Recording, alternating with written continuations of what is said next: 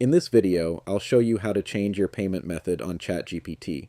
So if you want to update your credit card, switch to a new payment method, or replace an expired card, this tutorial will walk you through the entire process step by step. So let's get started.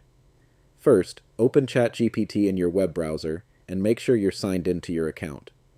Once you're inside ChatGPT, look toward the bottom left corner of the screen and click on your profile name or profile icon. A small menu will appear. From there, click on Settings.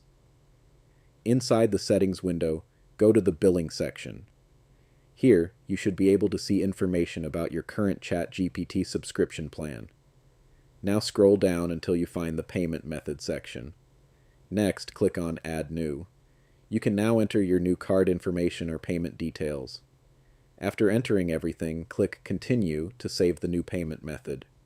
Once the new card has been added successfully, you should see it listed in your payment methods. If you want this new card to be used for future payments, click on the three dots next to the card and select the option to make it your default payment method, and that's basically it. Your ChatGPT payment method has now been updated successfully.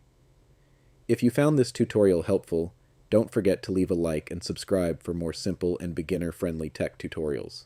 Thanks for watching, and I'll see you in the next video.